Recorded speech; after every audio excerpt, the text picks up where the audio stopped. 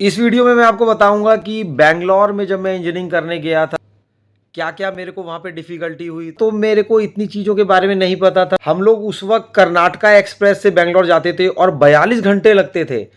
कभी एरोप्लेन से नहीं जाते थे। दिल्ली से हमारे को करीबन ये 5 बजे ट्रेन मिलती थी शाम को, और नेक्स्ट डे पूरा, और उसके नेक्स्ट डे 2 बजे वो बैंगलोर सिटी स्टेशन पहुंचती थी। रमैया कॉलेज में जब मैंने पढ़ाई करी तो फर्स्ट ईयर तो कॉमन होता था, सारे सब्जेक्ट्स कॉमन होते थे सभी ब्रांचेस के। तो मेरी क्लास में भी मिक्स ब्रांचेस के बच्चे थे। लेकिन जब मैं सेकंड ईयर में आया तो फिर मेरे को मेन ब्रांच में गया मैं, इंडस्ट्रियल इंजीनियरिंग एंड मैनेजमेंट, वहाँ पे मेरी ब्रांच थी। मेरे को स्टार्टिंग में ब्रांच में जाते ही एक टीचर ने मुझे टारगेट करना चालू कर दिया, और उस वक्त मुझे ये समझ में नहीं आता था कि मेरी गलती क्या है और वो टीचर मेरे को क्यों टारगेट कर रहा है।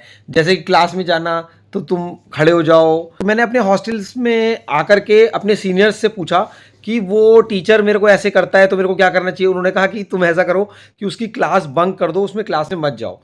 तो मैंने ऐसा ही करा, मैंने उस क्लास को बंक किया, मैं नहीं गया।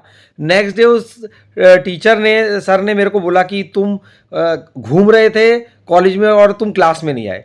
तो उन्होंने उस चीज़ को भी मेरे को नोटिस करा।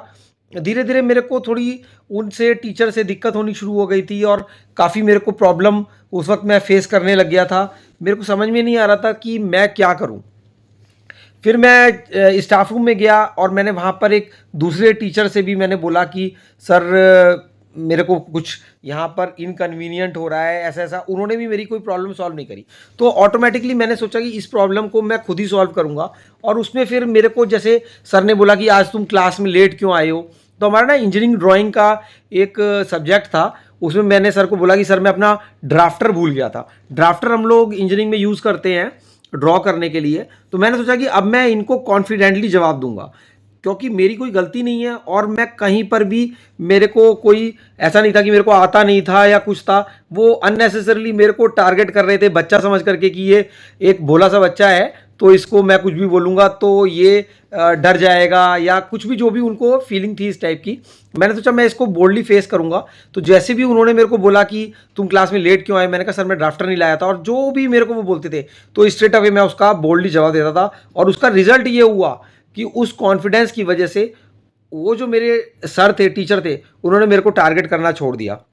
इसी तरीके से जब मैं थर्ड ईयर में आया तो एक सेकंड ईयर में मेरे को उस एक जूनियर ने बोला कि सर वो मेरे को सर ऐसा परेशान करते हैं। तो उसको भी मैंने यही टिप्स दी कि आप बोल्डली जवाब दो, आप डरो नहीं, आपकी गलती नहीं है। तो यहाँ पर मेरे को एक चीज़ समझ में आई कि जब हमारी कोई गलती नहीं है तो हमारे को कॉन्फिडेंट हो जाना चाहिए और हमें कॉन्फिडेंटली जवाब देना चाहिए। तो रमैया कॉलेज का इंजीनियरिंग हॉस्टल उस वक्त इतना साफ नहीं हुआ करता था। तो बहुत सारे हैसल्स से हम लोग वहाँ से निकल करके आए, जैसे कर्नाटका एक्सप्रेस में जाना, कैसे रिजर्वेशन कराना। अच्छा एक्सपीरियंस रहा है इंजीनियरिंग का। और काफ़ी वहाँ पर जाकर के रफ एंड टफ, कैसे अदर स्टेट में जाकर लोगों को फेस करना, क्योंकि ऐसा नहीं है कि हर आदमी आपको वहाँ पे सपोर्ट करेगा। सपोर्टिंग था, कोई प्रॉब्लम नहीं हुई। बेंगलोर में लोग हिंदी जानते थे, खाना अच्छा मिलता था। मेरे को लगता था कि इंजीनियरिंग करनी है। हालांकि इंजीनियरिंग कोई इतना बड़ा एक कोर्स नहीं है। लोग कहते हैं कि अगर पत्थर फेंकोगे तो किसी इंजीनियर पे लगेगा। बहुत सारे इंजीनियरिंग कॉलेजेस होते हैं, बहुत लोग इंजीनियर होते हैं। तो बस मेरे को ऐसा लगता था कि नहीं, इंजीनियरिंग करनी है किसी भी तरीके से, चाहे कुछ भी हो, मैं इंजीनियरिंग करके जाऊँगा।